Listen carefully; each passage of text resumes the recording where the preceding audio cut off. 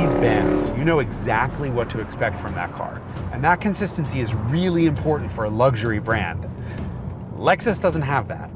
You see a Lexus coming towards you and it could be an ES, which is a front-wheel drive Camry-based luxury sedan, or it could be a GS, a rear-wheel drive sports sedan.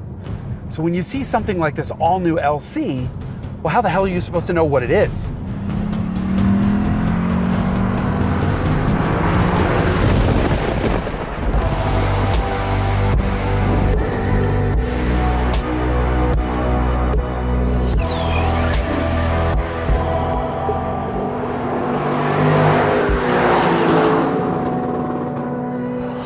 It's not just Lexus as a brand that's inconsistent. The LC is the fourth car in a lineup of halo sports coupes that are all over the map. The original SC was literally a Toyota Supra in drag. It was replaced 10 years later by another SC, a sport coupe that was neither. And that was joined by the LFA, a carbon-tubbed sports car that cost as much as a mansion. The LC has a new name, but it goes back to the same formula as the original SC. 2 doors, 4 seats, and it ditches the LFA's outrageous price.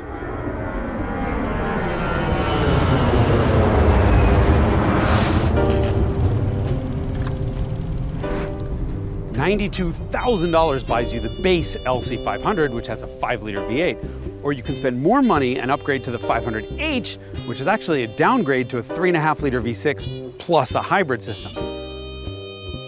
The LC certainly has a bold design. Styling is a very personal thing, but whether you like it or not, the LC is a massive step forward for the controversial Lexus design language. It has enough styling elements for 2 cars, with half a dozen materials and textures. Carbon fiber, polished metal, distressed metal, gray plastic, black plastic, mirrored plastic, Jaguar door handles, and yet somehow it all works. The LC's details all play in and with the shadows created by its creases. It looks new, it looks fresh, and it looks expensive. And that's a very tough thing to do.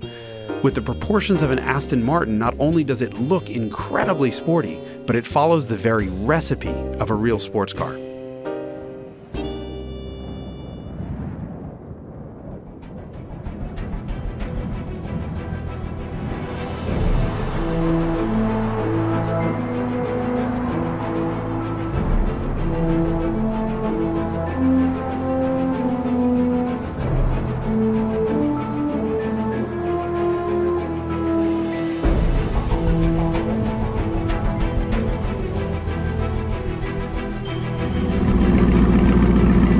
So, let's see what that recipe tastes like.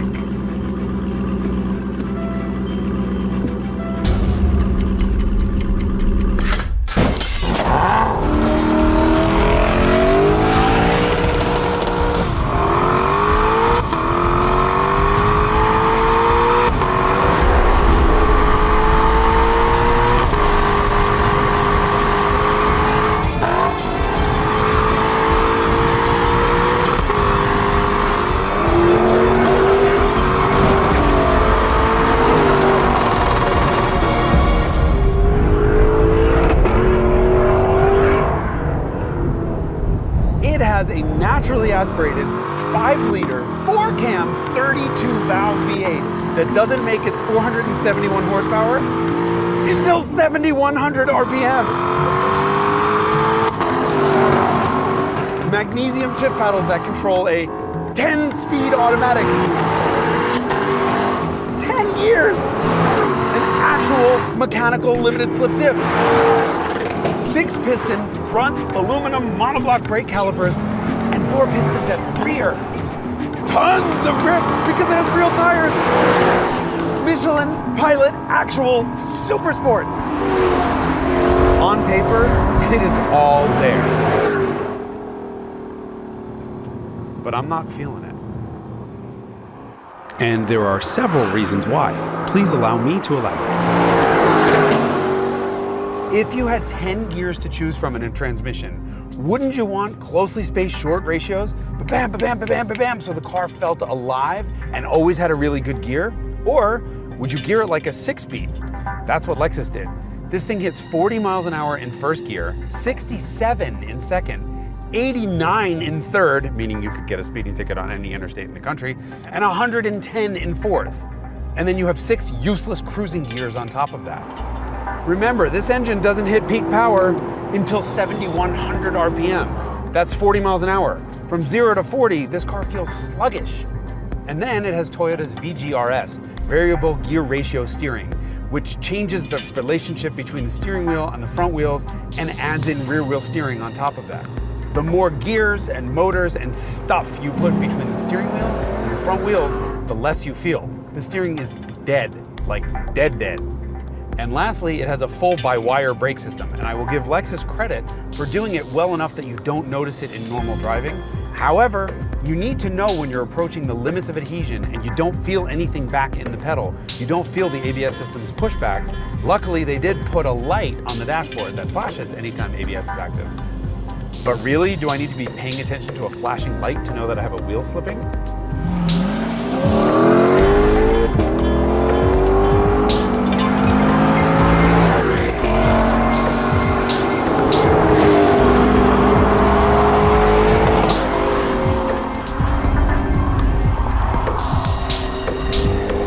That LC, it may look like a beautiful sports car on the outside, but the interior, I had no idea Lexus was even capable of such a thing. I'm not sure I realized any company was capable of making an infotainment system so incredibly distracting that it needs to lock you out from changing a radio station once you're moving. It's that bad. But the rest? Incredible. Lexus calls this interior color toasted caramel, and it's not some half-hearted attempt at color. Look around, look carefully, and there are multiple materials and textures all in some shade of regurgitated yam. It's about time we're getting actual colors in a luxury car interior and not just the seats. The dashboard is simple, with a screen, clock, and of course the intricately textured wall of L's hidden behind one long piece of clear plastic. It's simple, it's elegant, and it's beautifully executed. You know, on second thought, I think I screwed up. The LC does look like a sports car, but it's not. It's really just a luxury coupe that happens to be really capable. So I need to change my expectations around and go back out and drive this car and look at it from a different perspective.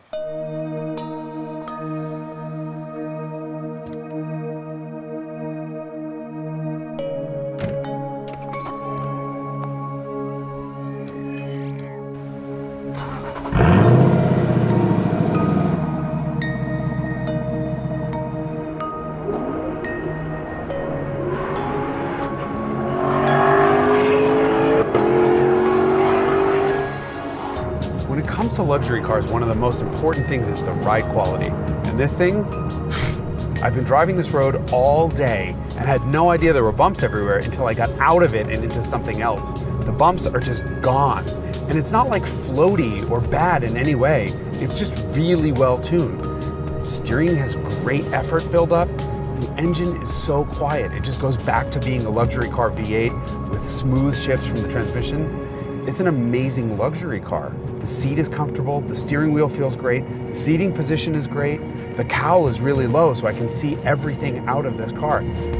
I was wrong, this is a really good luxury coupe. It's what Lexus does the best. All I want to do is turn up the radio and drive all day. Can't change the radio station. Nothing's perfect.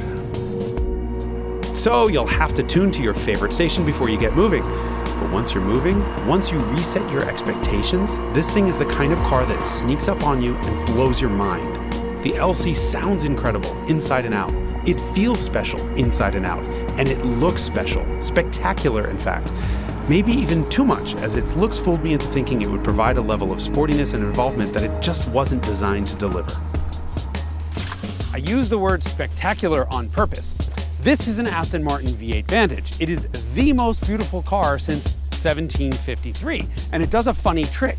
You park any other car next to it, and it makes that car look hideous by comparison.